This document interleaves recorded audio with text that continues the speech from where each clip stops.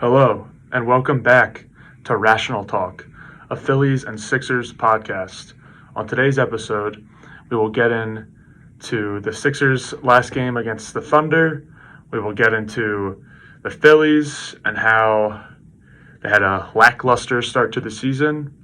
And we'll also touch on a very key player returning to the Sixers. And I think you all know who that is on today's episode of Rational Talk. Okay, so I think today we're going to start with the Phillies just because it's fresh in my mind.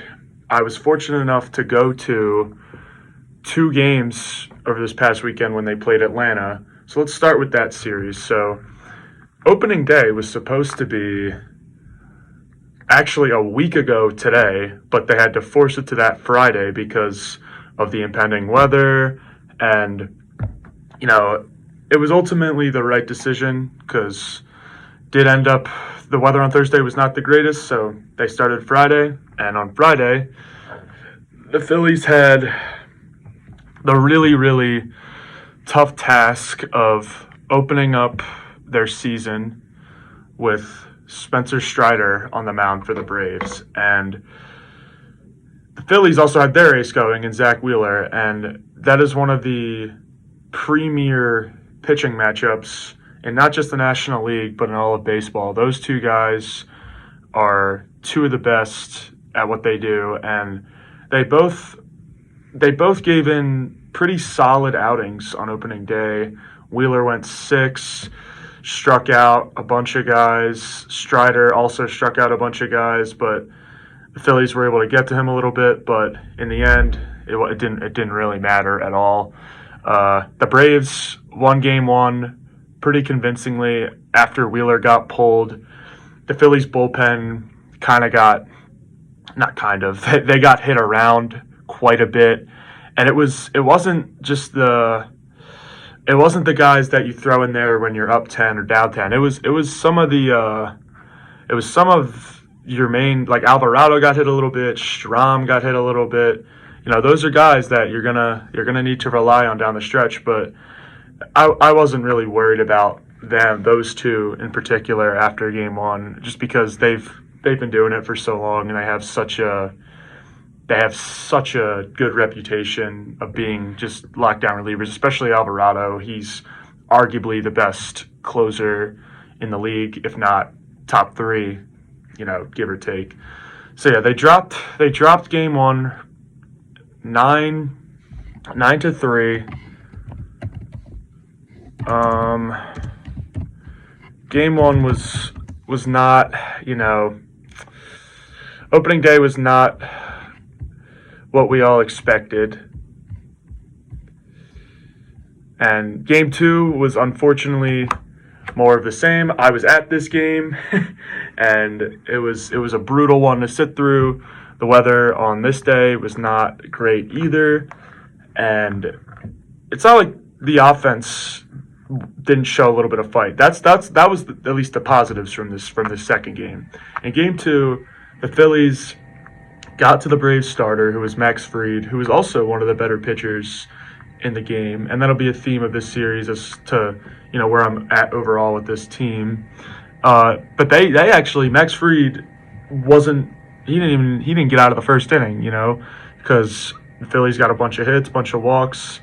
Bryson Stott had a big RBI hit in the first inning, and they just were causing chaos for Fried, and it was good because if you would have told me before that game that the Phillies are going to knock Max Fried out of the first inning, I would have said awesome. I would have been like, so that they won pretty convincingly, right? No, because in what was supposed to be another pitcher's duel, the Braves also got to the Philly starter, which was Aaron Nola, and it was a little frustrating to see, after paying Nola, giving him a record extension, 7-year extension in the offseason, over $150+ million. You want to see your number 2 guy go out there and dominate, for lack of a better word. And unfortunately, that's not at all what happened to Aaron Nola. And it started off in the first inning, and the first play of this game actually was kind of was kind of foreshadowing the rest of the game, and it was painful. Ronald Acuna led off the game for the Braves and hit a routine ground ball to third base to Alec Bohm, and Bohm, whose defense has really improved the past few years. I don't want to take anything away from Bohm, but he booted a ball that was right to him from Acuna, and then next pitch, the Braves two-hitter Ozzie Albies hits a home run to right, and at that point, it was clear Nola didn't really have, it seemed to be clear that Nola didn't really have his A stuff. But after that, he had to face the Braves 3, 4, and 5. He had to face Austin Riley, their third baseman. He had to face Matt Olson, their first baseman. And he had to face Marcell Ozuna, who is one of the premier DHs in all of baseball. And he struck out the side. So in my head, I'm thinking, okay, so it was really one bad pitch and a booted ball from Bohm. And then the offense came up, and I already told you what the offense did. They scored 3 runs right off the bat. But then in the second inning, everything kind of fell off the rails, and Nola he got a little bit unlucky, but he was walking guys, he was giving up home runs, and all in all, Nola ended up giving up 7 earned, which doesn't happen too often in Aaron Nola's career, and hopefully it doesn't happen again in his next start, which will be against the Nationals later this week. But enough about that game. If I need to, I'm just going to elaborate. The Braves ended up winning that game 12-4. The Phillies just got absolutely manhandled in Game 2. So that leads us into Game 3. Phillies, need to win this game or else you get swept. And you don't really want a sweep where you're getting swept to start out the season. So fortunately, that is exactly what happened. Or not, that's exactly what the Phillies did. They avoided the sweep. They were able to beat the Braves in Game 3. Ranger Suarez was able to beat Chris Sale. Both of those guys pitched really well. The fact that Chris Sale is the number 3 for Atlanta is just rich get richer. Am I right? And he looked pretty good. His velocity was getting better throughout the game. Like, he started out, his fastball was sitting 92, 93. As it went, he was sitting 95, 96. He looked like prime Chris Sale. And I was at the game with my brother, and we were talking. We were like, we do own the Braves in the playoffs, but it's going to be a long 162 it's going to be a long regular season facing these guys, a bunch, just because they're in the division. But the Phillies do end up salvaging Game 3. A couple bright spots. Trey Turner had a clutch hit to tie the game. Alec Bohm had a clutch 2-run knock to tie the game, or to take the lead after Turner hit that single. And overall, it's the Braves. It was the opening series. You got to win. You want more. You want them to win the series, maybe even sweep. Sweeping the Braves is asking a lot. But they dropped the first of the series, and then that leads into the series they just played, which was against the Cincinnati Reds. And it was more of the same, unfortunately, in Cincinnati. So in Game 1, the Phils lost, but it was a close game throughout. The Phillies actually were up 2-0 for a large portion of this game, and they got a really good start from their number 4 pitcher, who happens to share the same name as me, Christopher Sanchez. Sanchez went 5 innings, had 8 strikeouts, and had no earned runs. And it was just really promising to see that from your number 4 starter, who had some question marks, but he had a really strong season last year. His ERA was in the 3s, and he was one of your better guys. And he had a great start, but Again, the bullpen struggled a little. It wasn't your main guys, Strom and Alvarado and Hoffman, they bounced back after those opening. I mean, Hoffman he was good in that first series against the Braves, but Alvarado and Strom, they bounced back in their starts after they played the Braves. And yeah, game one of the Red Series was tough. It ended up going in extra innings, and Thompson, who was low on options, has to bring in Connor Brogdon, and it was a rough watch. I kind of felt bad for the guy, but he struggled. He couldn't find the strike zone. Brogdon has gone 2 innings this year with the Phillies, and those will probably be his final 2 innings with the team because as a pitcher, you can give up runs, you can give up hits. That's fixable. If you can't find the strike zone, that's a whole different argument. Brogdon, in 2 innings of work, had 6 walks, and the Phillies ended up losing this game 6-2. He gave up a grand slam in the 10th, which ultimately ended up being the deciding factor in the Reds beating the Phillies in Game 1. And Brogdon, as you can assume, was designated for assignment after this game, and they couldn't outright. They couldn't just put him to AAA because he was out of options. He's been in the big leagues too long, but that segues me perfectly into Game 2, in which the Phillies did win, and it was ultimately the breakout game for the MVP, or hopefully he wins another MVP this year, but MB3, Bryce Harper, who up until that point, this was game 5. He was hitless through the first few games of the season, and in Game 2 against the Reds the other night, he showed why he's who he is. He had 3 home runs. He had 6 RBIs, and one of those home runs was a grand slam that ultimately proved to be the nail in the coffin for this game for the team. And it's going to be so big having Harper for the full season because he's the best player on this team. He makes them as much of a threat in baseball in general, because just having him on your team puts you at such an advantage compared to not having him on your team. Like last year, Harper wasn't back until I believe he was able to start hitting in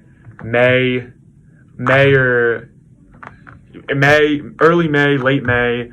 This year we're having him the whole season, and although he got off to a slow start out of the gate, he looks good.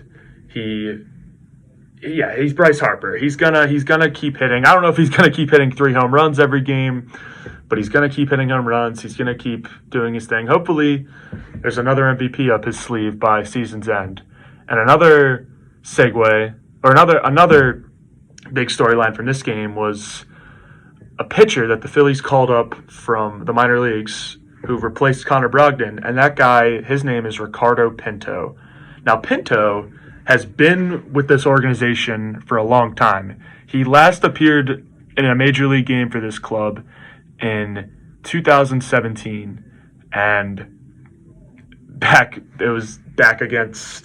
his last appearance against a major league roster was the New York Mets, and this is back when Yoenis Cespedes was still playing. Yeah, remember Yoenis Cespedes?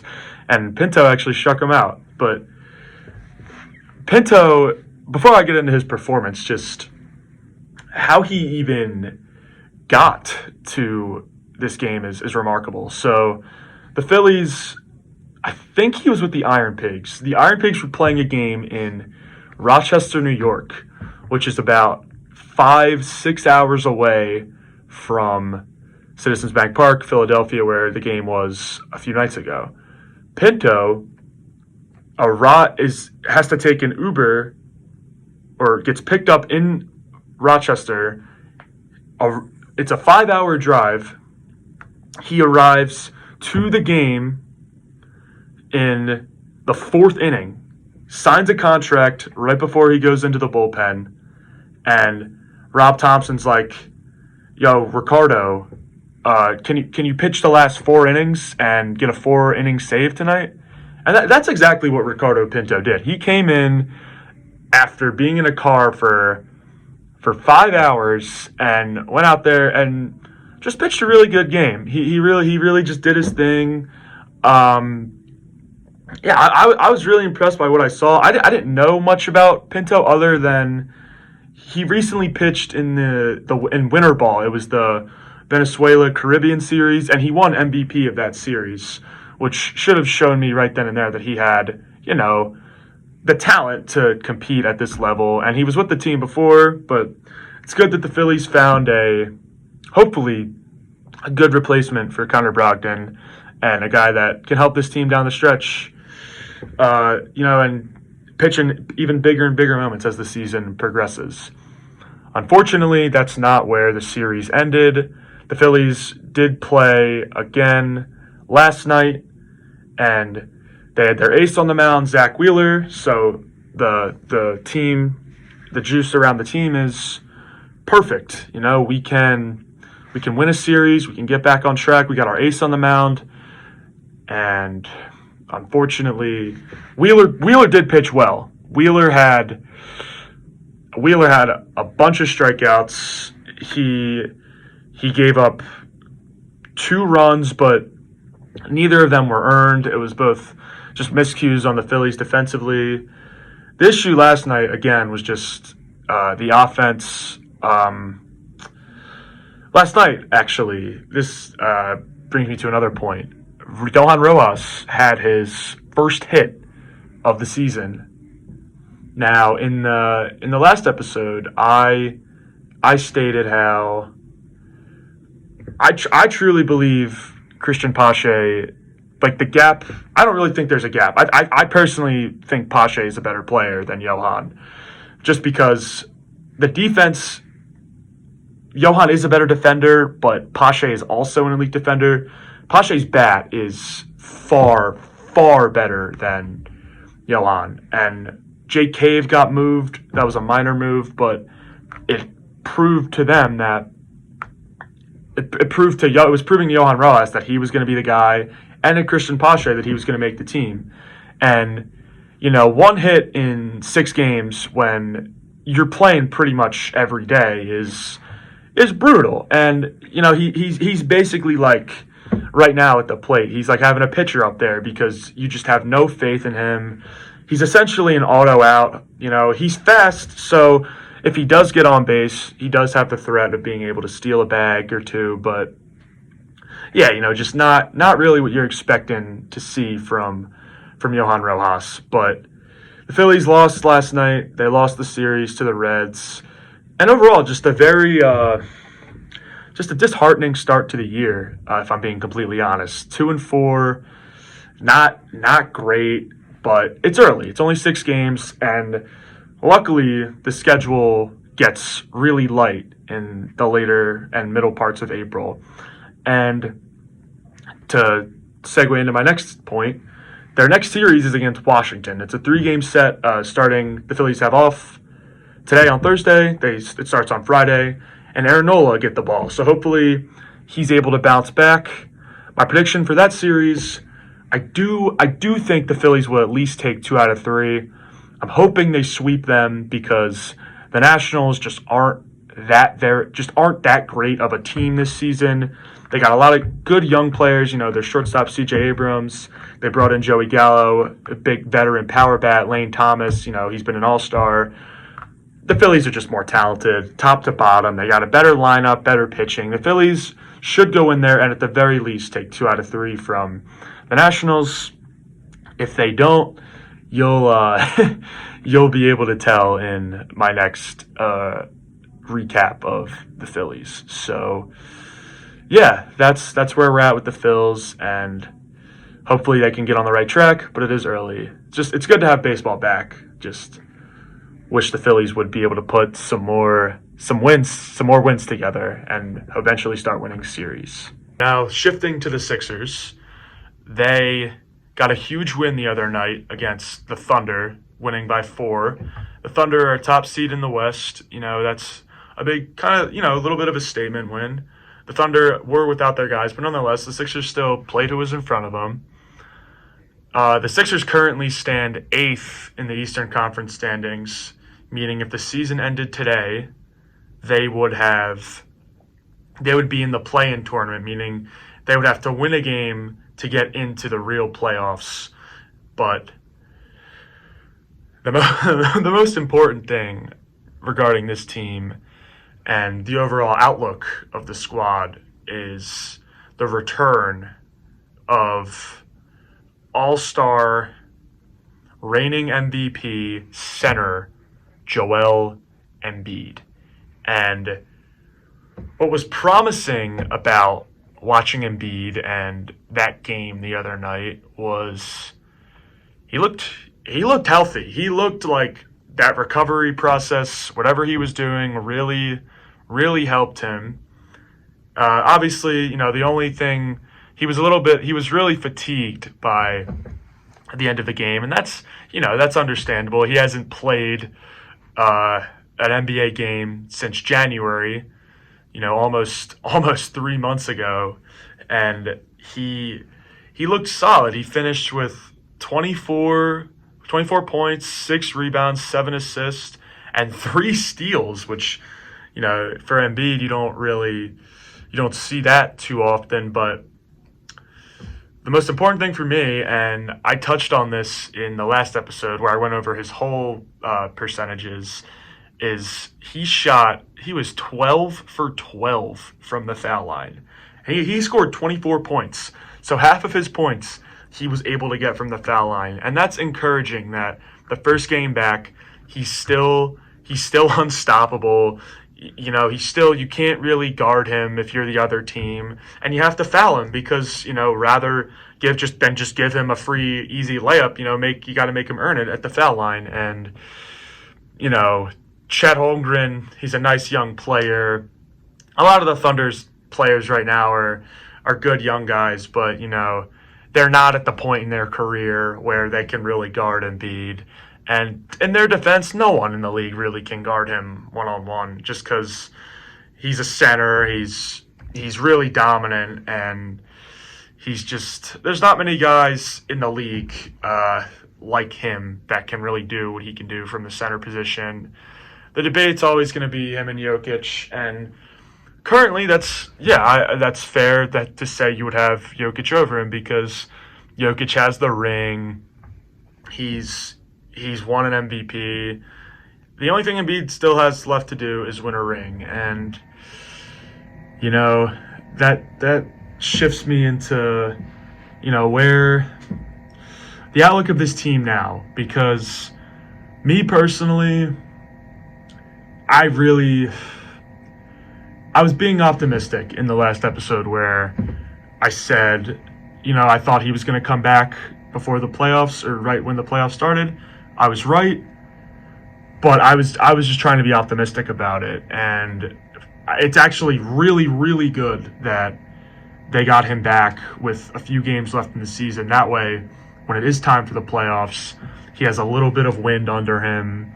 He has a little bit of, game experience rather than just not playing at all for, at that point, it would pretty much be 3 months. And rather him be fatigued right now in the end of these regular season games than come playoff time and he's huffing and puffing, with 3 or 4 minutes left in the first quarter. Like, you know what I mean? It's just good that he's getting a few more games in now. And the outlook on this team is interesting. And for me, it's all gonna come down to where they are ultimately seeded. So currently they are the 8th seed. Tonight, they have a massive, massive game against the Miami Heat, who are 2 spots ahead of them in the Eastern Conference currently. And they're a game and a half above them in the standings. So tonight, the Sixers, Embiid is questionable again for tonight. Maxey is also questionable. And D'Anthony Melton is also questionable. He hasn't played in a while, but it would obviously be great to have them back. So I'm all over the place. But first, for this game, for tonight against Miami, if at least Embiid and Maxey play, if those two play, and this is a huge game for the Sixers in terms of the seeding, as I've mentioned. I think if Embiid plays, the Sixers are going to win this game tonight. I think he's ready to come back and just make this one of the all-time, great return stories for a season. And if the Sixers are able to get out of the 8th seed and get up to at least, the 6th seed where Miami is, or that's for how many games are left, and they need a lot of stuff to happen with other teams. 6 is probably about as high as they can get, just in my personal opinion. And if it's shaped out how it is, they would be playing Cleveland in the first round. Now, if Embiid plays the whole season, those seeds are probably flipped, and the Sixers are probably the 3 seed, and the Cavs are probably the 6 seed. So if that's how it plays out, if the Sixers play the Cavs in the first round,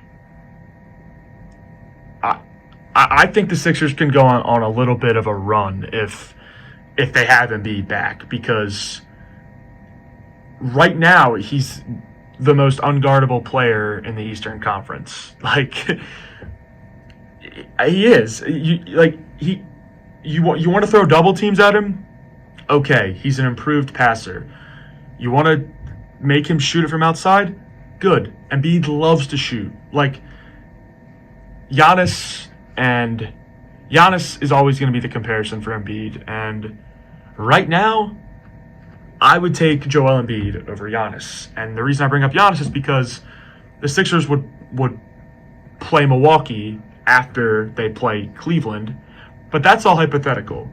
Now, if it ends how it currently is shaped out, and the Sixers go into the playoffs as the 8th seed, it's a little bleak, because they would have to play Boston in the first round. And the way I've been discussing this recently is, in baseball with the Phillies, the Braves in the playoffs are the Sixers. They have a lot of expectations, but they can never get by the Phillies. The Braves are the Sixers, and the Phillies are the Celtics. In this scenario, it's literally the Sixers are the Sixers, and the Celtics are the Celtics. And Joel Embiid has yet to beat Boston in a playoff series. And I don't know. I just think it's going to be real tough, and he's going to hopefully have somewhat of his full wind back by that point, by the time the playoffs start. But as you can tell in my tone of voice, I think if they get Boston in the first round, I do think it'll be a good series. I think it'll go at least 6, but Boston's just a juggernaut, man. They got Tatum, Brown. Adding Porzingis was just massive for them. They're first in the East. They already have 60 wins. They're arguably the best team in the sport right now. It's going to be tough. I think it will be a good series if that's what it ends up being in the first round. I just wish they would get the Celtics later in the playoffs, and a way they can do that is by improving their seeding, which starts tonight. So my outlook is higher than I was, the last time we spoke, since Embiid is back, and he looks good. He's getting up and down. He's got to get that win back to him. But yeah, the outlook on the Sixers is definitely better than it was the last time we spoke. So yes, hopefully the Sixers end up higher than the 8th seed. If not, it's gonna be a battle down the stretch. All right, everybody, that will conclude this episode of Rational Talk. I hope you all enjoyed. Thank you so much for listening. Have a great day.